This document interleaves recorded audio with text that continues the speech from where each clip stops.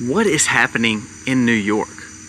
No one's talking about it on the news. Let's dive into what's happening there. Not only that, we're going to talk about what Snowden just said. He was speaking at a conference via Zoom and basically gave a warning to America about our money. And then lastly, we're going to talk about something that could benefit Trump to the utmost. An alliance that I said that if you're looking for unity, even though I kind of hold my nose as I agree with this, I think could be a huge move. Now, it's been denied, but there's still speculation on it. And usually when there's speculation on it and there's talks on it, things pretty much are true. Now, let's discuss what I'm talking about. These three stories are bombshells. I think we need to jump into them. Let's dive in.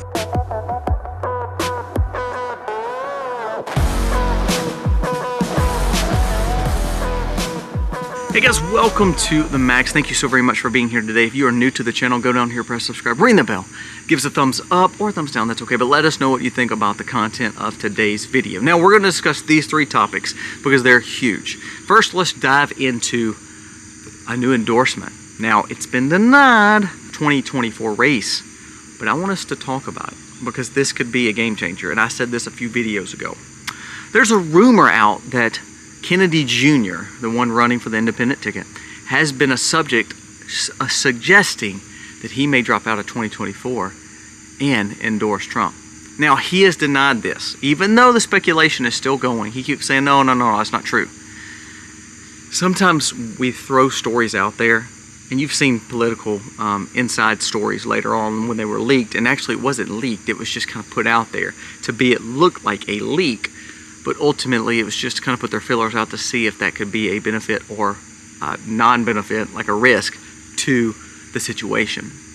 This could be just what this is. Now, I said a few videos ago, I said if Trump really wanted a unity party and really wanted to grab some of that independent libertarian vote, some of the ones who are not really Trump fans but really do not like the left, I'd say again, the Overton window shift where Kennedy and Trump both are really 90s Democrat. They're not really extreme liberals, but at the same time, they're really not conservative. Trump, neither. So here's the thing. If this happens, Trump should promise Kennedy really a fulfillment of either AG or Secretary of State or over Department of Human Services, Health and Human Services. Kennedy could shine in these roles. And then he would have a platform to always shine compared to what the Democrat Party has done to him. What this would do would be help for the libertarians who support the Bitcoin, because Kennedy is a big proponent of Bitcoin and parallel societies. Now, I don't believe Kennedy, honestly, he's too liberal for me. But again, we're talking about bringing in to win a vote. I told you a few videos ago, I don't want to ever bend a knee for my morals and values. What I'm saying, though, is Trump tends to lean towards helping Christians and helping more conservatives out, way more than anyone else running in this election. So sometimes you got to say, you know what, I got to hold my nose and embrace this. Not come beside them and bow down a knee, but I honestly believe this could be a good move. If VP was J.D. Vance, who tends to be more conservative, who tends to be a little bit more of a populist candidate, why couldn't you look at trying to grab in Tulsi and RFK to be helpers in your campaign, to give them roles to where it pulls in some of that suburban women, some of that suburban Democratic vote that's not leftist, but truly not maybe conservative. They may be fiscal conservatives and not social conservatives. Now, I'm a fiscal and social conservative, especially a Christian conservative. However, this could help us win the White House. Now, when I say not bend the knee, I don't want Trump to change his policies to bring in more climate talk like sometimes RFK does. What I am saying, though, is it brings another person who would allow you to say, you know what, I have a chance to win this, and not only win this, still be a promoter of Christianity, still be a promoter of morals and values, way more than the Democrat platform. So it's speculation right now, but I do think this could be a monstrous move, and I think if I was Trump, I would be calling Kennedy every day, trying to say, look, I'm here to embrace you. I want to be the party of unity. I want to be the party that brings in a change for America, not polarization. I need you. And that's exactly what I would do. Now let's talk about the second story. This is from Snowden, who made a comment via Zoom at a conference. It says he makes a grave existential warning to Americans. It says, if you stick with the normal way of thinking of money and thinking of how we're tracking in America. Snowden warns that within 5 to 10 years, big data will track every aspect of our lives on the blockchain or in order to create predictive behavioral models. These models will control whether or not you are given a loan, whether or not you are hired for a job, whether or not you participate in the marketplace. Now, this is what we would consider ESG.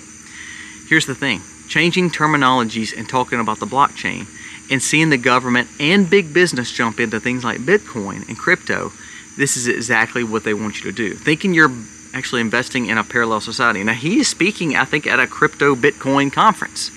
But this is where I have to push back on some of you that believe in crypto and Bitcoin. You're getting put on a blockchain that's supposedly safe, but ultimately relies on the grid and relies on energy to take place. It also relies on the fact of them knowing everything about you. Now you say, oh, they don't know anything. It's all confidential. Why do you believe that blockchain is confidential and that your Bitcoin is safe? Think about what you just said. You're saying you don't trust the government, and they're the most able and intelligent being, and they can buy out anybody they want to. Actually, Kennedy, again, he's for the parallel society against something that I don't personally like, but he makes a comment that if he was president, he would make the presidency and basically the federal government buy Bitcoin every day up until it has billions in Bitcoin. Why do you think they want that? Why do you think BlackRock bucks so much stock into Bitcoin? Because the more that they own, the more they control the market, the more they know about you. So you don't believe that the government can hire the biggest blockchain providers and have the most access to the blockchain, and you don't believe they can control it? How do you think they'll know about your transactions? Well, because you're digitizing every one of them in the name of parallel society. You are saying, okay, I want to get on a parallel society that is owned by some app or some provider, and ultimately compared to cash that you hold or gold that you hold that no one knows you have. Think about that for a second. So do I believe what Snowden's saying? Absolutely. It's funny that he's speaking at a Bitcoin conference, or these people speak at crypto and push for crypto, but ultimately they're really not helping move away and truly in a parallel society, which would be back into a bartering society, back into a gold and cash society where everything that we transact is between you and me. So we need to take this, heed the warning he's saying. I think we should go about it a different way. I think we should go about it and say, you know what, cash is still king. We should try to balance our budget and make precious metals what we build as the standard again. We should try to say, you know what, we want our dollar to be strong, and it's none of the government's business what I do with my wealth.